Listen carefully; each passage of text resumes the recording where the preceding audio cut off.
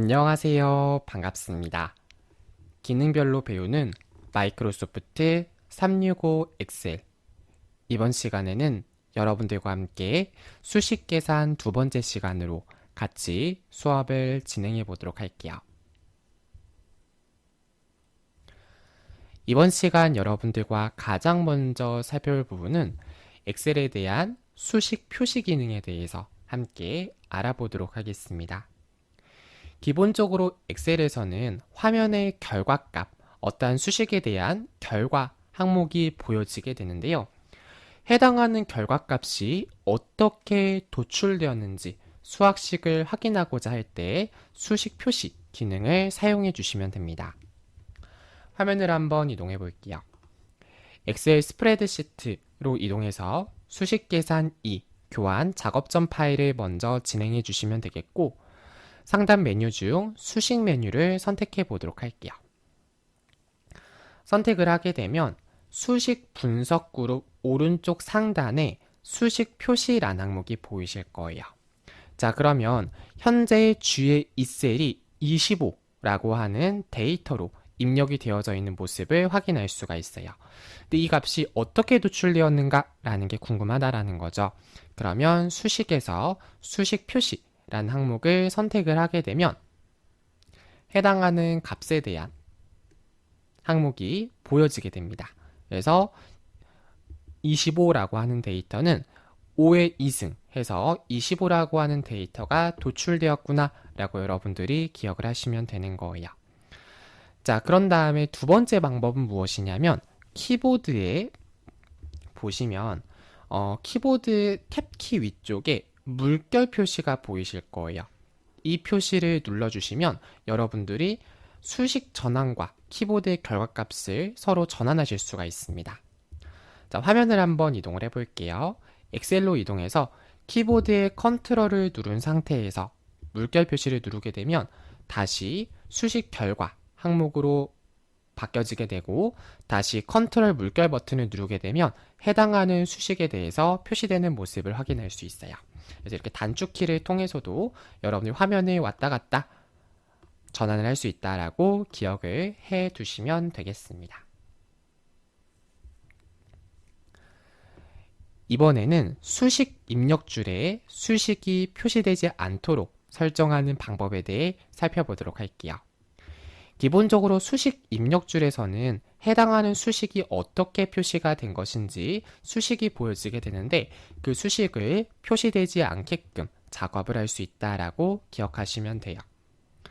자, 그럼 우선 여러분들께서 해당하는 부분에 대해서 수식을 숨기려고 하는 셀에 대한 범위를 먼저 선택을 진행해 주시면 되고, 그런 다음 인접하지 않은 범위 또는 시트 전체를 선택하는 것도 가능하게 됩니다.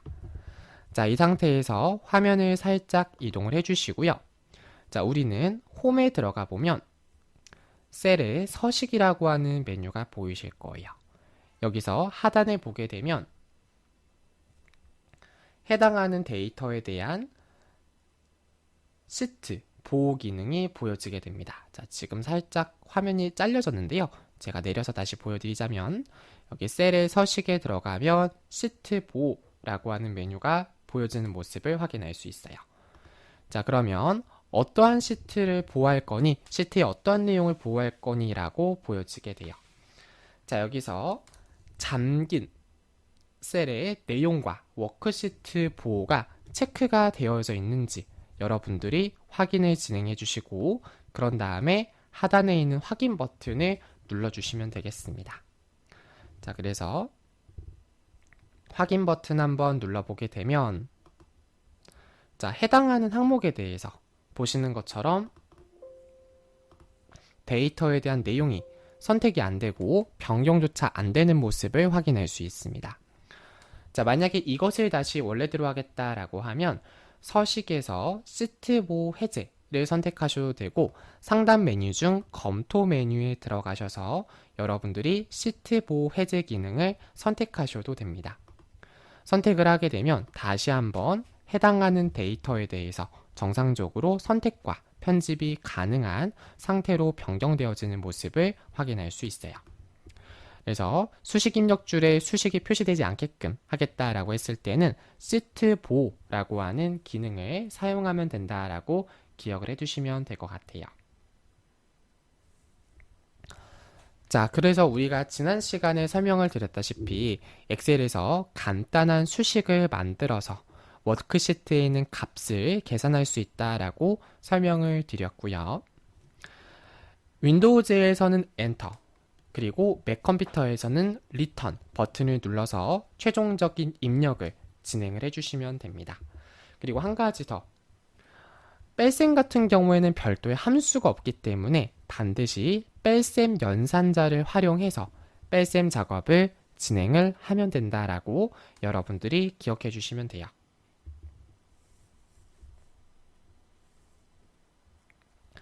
자, 그럼 이번에는 백분율에 대해서 계산하는 방법을 한번 알아보도록 할게요.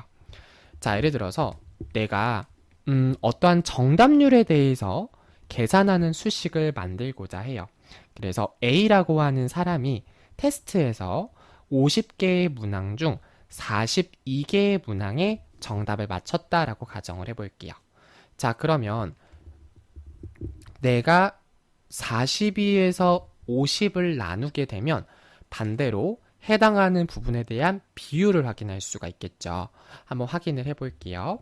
자, 여러분들께서 엑셀 항목으로 이동해 주시고 우리 여기다가 예를 들어서 50개 중에서 42개를 맞췄다라고 가정을 해볼게요.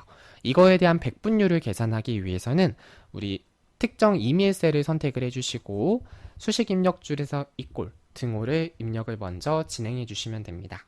그 다음 42 나누기 50이라고 검색을 하면 입력해 주시고 엔터 버튼을 누르면 0.84라고 하는 값이 나오게 돼요. 자, 근데 이것은 백분율 형태는 아니죠. 그래서 홈에서 백분율 스타일을 선택을 해서 84%라고 표시될 수 있도록 표기를 진행해 주시면 되고, 이때 보다 디테일하게 여러분들이 설정을 하겠다라고 하는 경우에는 소수 자릿수 지정을 통해서 소수 자릿수를 증가 또는 감소를 시킬 수가 있게 됩니다. 화면을 이동해 볼게요. 우리 홈으로 이동을 해주시고 표시 형식에 있는 백분율 스타일을 선택을 해주시면 되겠고요. 왼쪽 버튼으로 되어 있는 게 자릿수 늘림이에요. 그래서 자릿수를 추가적으로 늘리는 거고, 오른쪽에 있는 게 자릿수 줄임이 되겠죠. 그래서 이렇게 표시가 되는 거고, 이때 가운데 정렬 또는 오른쪽 정렬을 통해서 데이터를 보다 깔끔하게 표시할 수 있도록 데이터 정렬까지 완료해 주시면 됩니다. 자, 그럼 이번에는 두 번째 백분율 계산 한번 해보도록 할게요. 자, 예를 들어서 제가 80만 원에 컴퓨터를 구입하려고 해요. 내가 가지고 있는 예산이 80만 원인데 보통 이런 도매 사이트에서는 어떠한 판매세, 그러니까 부가세가 별도로 부과되는 경우가 있어요. 그래서 우리 부가세가 10%이지만 만약에 별도의 판매세가 8.9%가 부과된다라고 가정을 해볼게요.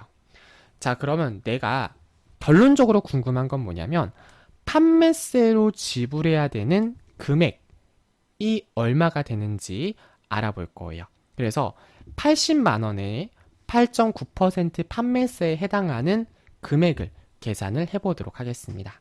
자, 그러면 결론적으로 여러분들이 혼동하시면 안 되는 게 80만 원에다가 판매세를 더한 값을 계산하는 게 아니고요.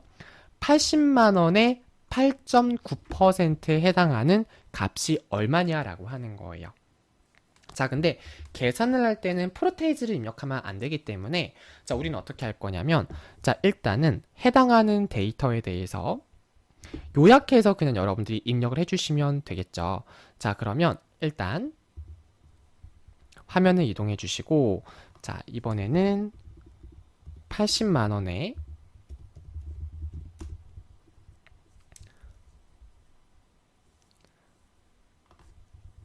8.9%에 해당하는 금액 한번 계산해 볼게요.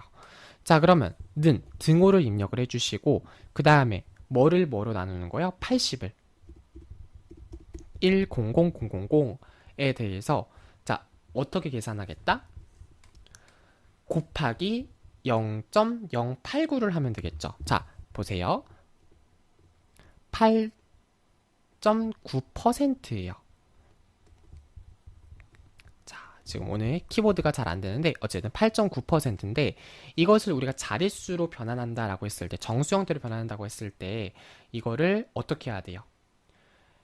자, 이거를 하나 보내게 되면 얼마가 돼요?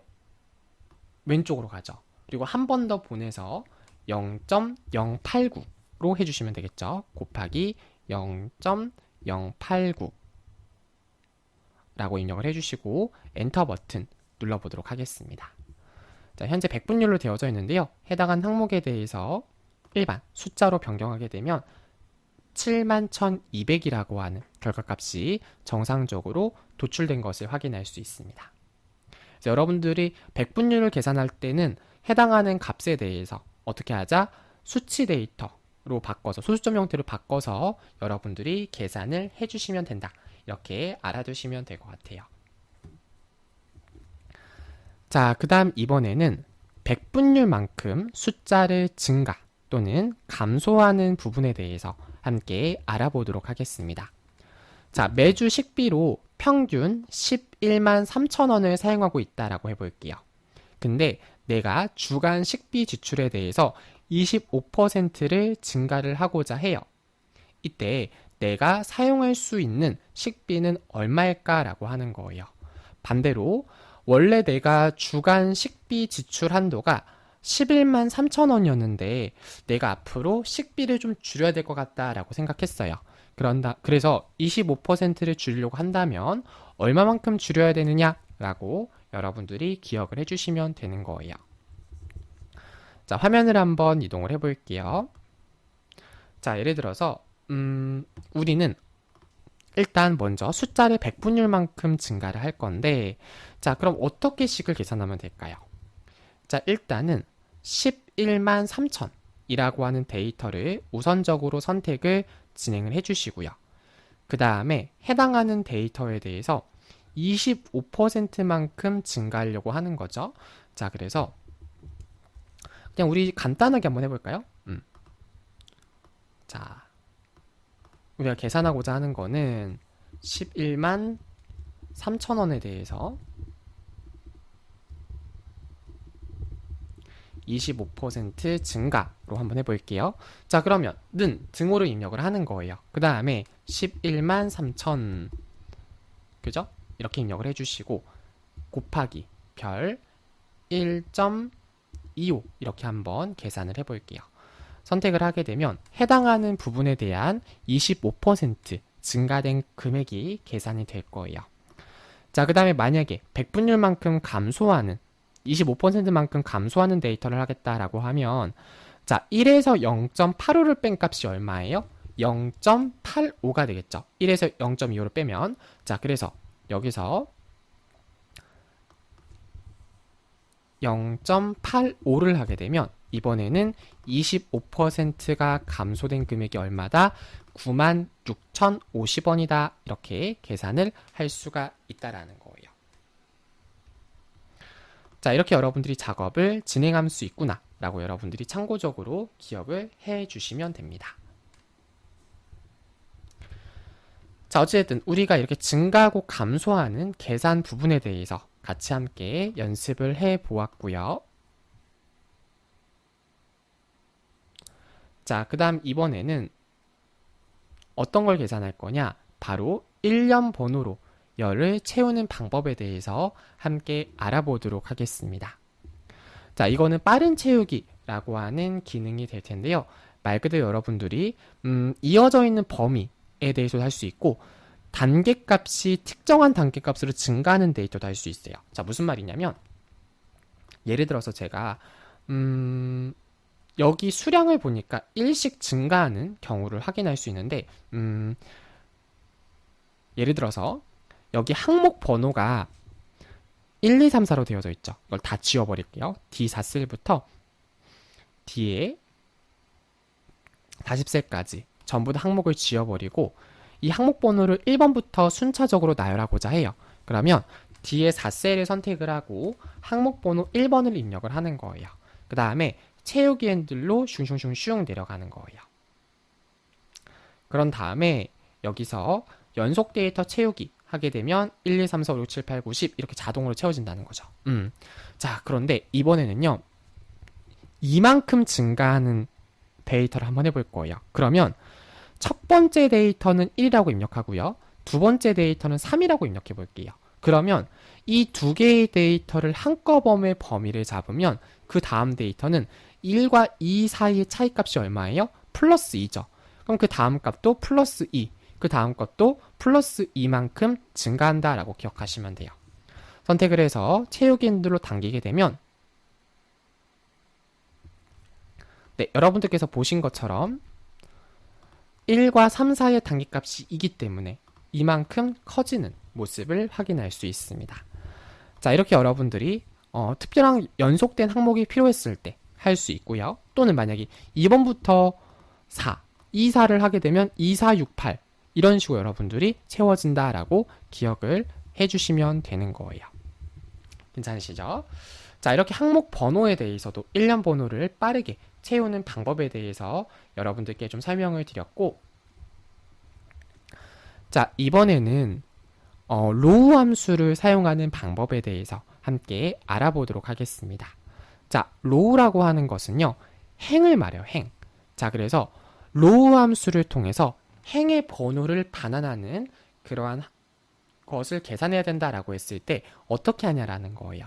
자, 예를 들어서 내가 로우라고 입력하고 반환하고자 하는 셀인 A1셀을 선택하면 A1셀에 해당하는 행번호가 뭐예요? 1이죠. 그래서 결과값 숫자 1을 반환해서 보여주게 된다라고 기억하시면 됩니다. 자, 한번 연습을 해볼게요. 자, 우리 엑셀로 한번 이동을 해주시고, 자, 여기 D2셀을 한번 선택을 해보도록 하겠습니다. 자, 수식 입력줄 선택을 해주시고, 는 등호를 입력해 주시고요. ROW, row라고 입력을 해주시고, 탭 눌러서 가로를 열어볼게요. 자, 이 상태에서 나는 A1셀에 대한 행번호를 반환하겠다라고 하는 거기 때문에 A1셀을 선택하고 엔터 버튼 누르면 결과값이 1이라고 반환이 되어지는 모습을 확인할 수 있게 됩니다. 자, 이렇게 해서 여러분들이 열번호를 반환할 수 있고, 그 다음에 만약에 행에 대해서 열번호에 대해서 반환하겠다라고 하는 경우에는 컬럼을 사용하시면 돼요. 그래서 컬럼을 입력하고 선택을 하게 되면, 자, 여기 A에 해당하는 데이터가 뭐예요? 1이죠. 그래서 1이라고 하는 값이 가져와진 거예요. 만약에 제가 이거를 B1으로 하게 되면, 자, 두 번째니까 2라고 하는 값이 가져와진 모습을 확인할 수 있습니다. 그래서 이 데이터는요, 어떤 걸 가져온다? 번호를 가져오는 것이다. 이렇게 여러분들이 기억을 하시면 돼요. 로우는 행번호, 컬럼은 열번호를 가져오는 그러한 기능을 하는 것이다 라고 알아두시면 됩니다. 자, 그 다음 여러분들께서 앰퍼샌드 기호를 통해서 데이터를 결합하는 방법에 대해서 함께 알아보도록 할게요. 자, 예를 들어서 내가 어떠한 데이터 뒤에다가 어떠한 항목을 결합을 할 거예요. 예를 들어서 어떠한 수식을 계산을 했어요. 자, 만약에 단순한 수치 데이터다라고 하면 표시 형식을 이용해서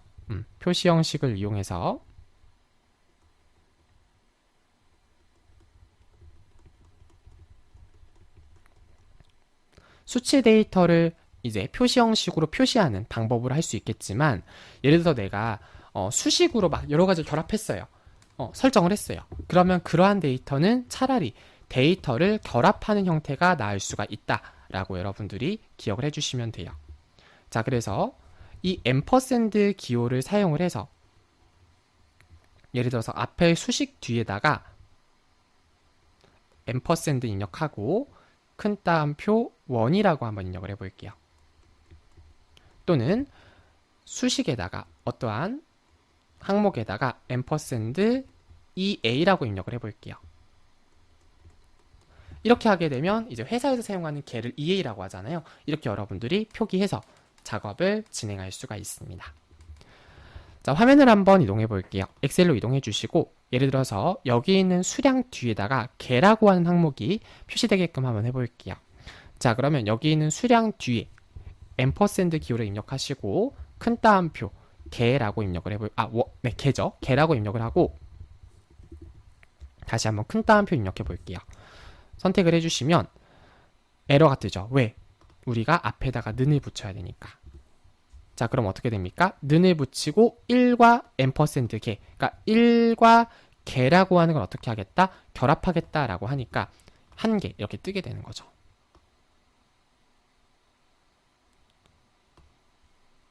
자, 그럼 여러분들이 정상적으로 계산이 되어진 모습을 확인할 수 있어요. 근데 이게 왜 이렇게 에러가 뜨냐면, 자, 지금 얘는 제가 어떻게 한 거예요? 앞에다가 1을 쓰겠다라고 고정을 해서 이렇게 한 거거든요. 그래서 이런 경우에는 차라리 어떻게 하는 게 좋을까요? 여러분들이 얘는 지금 어떠한 식으로 된 게 아니에요. 예를 들어서 여기 있는 수량이 뭐하고 뭐를 더해서 수량이 계산되었다라고 하면 뒤에다 개를 붙이면 되는데 얘는 직접 다이렉트로 수식이 입력되어 있기 때문에 이러한 경우에 좀 적합하지는 않고요. 예를 들어서 이런 경우는 이렇게 할 수 있겠죠. 예를 들어서 단가 앞에다가 새로운 열을 삽입을 하는 거예요. 그래서 여기다가 수량 개수 표시라고 하고 는 입력을 하고 수량에 해당하는 2의 4셀 그리고 앰퍼샌드 큰 따옴표 개 입력을 하게 되면 어떻게 돼요? 해당하는 항목 보이시죠? 이렇게 뒤에 개가 붙는 거 이런 식으로 표시할 수가 있어요. 근데 만약에 제가 예를 들어서 수량을 뭐 연습을 하는 거니까 항목 번호와 단가를 곱한 거다라고 해볼게요. 자, 그러면 는 자, 여기 있는 수량 데이터가 는 항목 번호 곱하기 단가라고 하게 되면 이 상태에서 이제 뒤에다가 앰퍼샌드 개라고 입력을 하게 되면 이번 어떻게 될까요?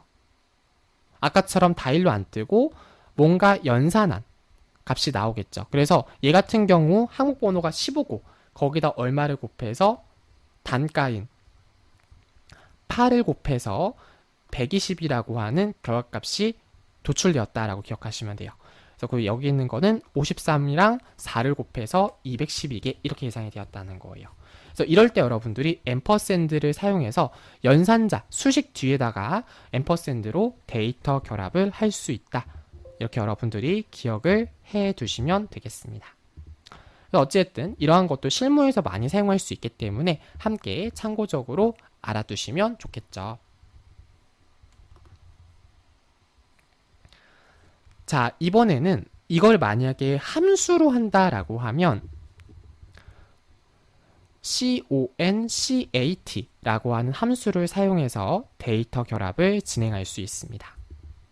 이 함수를 사용해서 자, 그래서 만약에 내가 A2셀이랑 패밀리라고 하는 거를 할 거예요. 그러니까 어떠한 데이터 뒤에 패밀리가 무조건 표시되게끔 하고 싶어요. 그럼 차라리 이렇게 함수 CONCAT라는 함수를 사용해서 데이터를 결합할 수 있어요.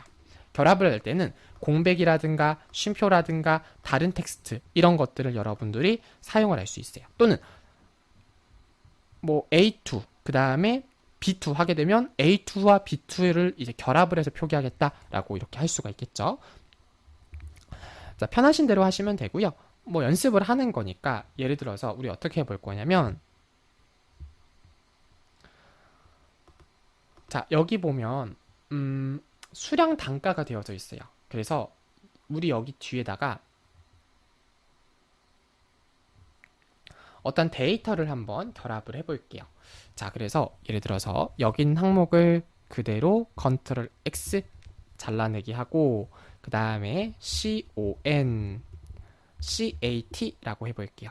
선택을 해주시고 그 다음에 첫 번째로 결합할 항목 그 다음에 두 번째로 결합할 항목에 대해서는 우리 개라고 한번 입력해 볼게요. 선택을 해주시고 원이겠죠. 원이라고 입력을 하고 엔터 버튼 누르게 되면 이번에는 정상적으로 이렇게 수량과 단가를 곱한 금액 뒤에 원이라고 이렇게 표시가 되어지는 모습을 확인할 수 있습니다. 자, 볼까요? 44랑 1을 곱하면 44원이죠. 65랑 7을 곱하면 455원이죠. 이렇게 계산이 이루어진다라고 여러분들 기억을 하시면 되겠죠? 여기 뒤에다가는 단위가 원이다. 또는 여기를 이제 총합계라고 계산해도 되겠죠? 총합계 단위원 이렇게 해서 여러분들이 계산을 할 수 있습니다. 그 다음에 이제 어쨌든 얘네들도 왼쪽 정렬되어 있으면 좀 어색하니까 차라리 오른쪽 정렬을 하거나 또는 가운데 정렬 해가지고 데이터를 이렇게 보여지도록 해주시면 좋을 것 같아요. 얘네들은 그냥 우리 오른쪽 정렬로 수치 데이터처럼 이렇게 표시하도록 작업을 진행하도록 할게요. 괜찮으시죠? 자, 이렇게 여러분들이 작업을 진행할 수 있다. 이렇게 알아두시면 되는 거고. 자, 그래서 이렇게 concat 함수를 사용해서 데이터를 결합하는 방법까지 함께 알아보았습니다. 자, 이번 시간 여러분들과 함께 기능별로 배우는 마이크로소프트 365 엑셀 수식 계산 두 번째 시간 여기서 모두 마치도록 하겠습니다. 긴 시간 동안 수고 많으셨습니다. 감사합니다.